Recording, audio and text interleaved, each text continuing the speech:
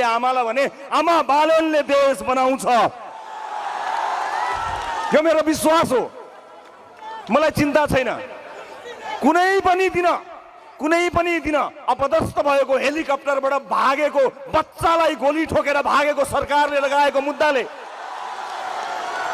अपदस्थ भएको बच्चालाई टाउकोमा र छातीमा ताकेर गोली लगाएको सरकारले ममाथि लगाएको मुद्दाले मलाई कुनै पनि दिन जेल पुर्याउला, मलाई अब चिन्ता छैन, किनकि देशले बालन पाएको छ।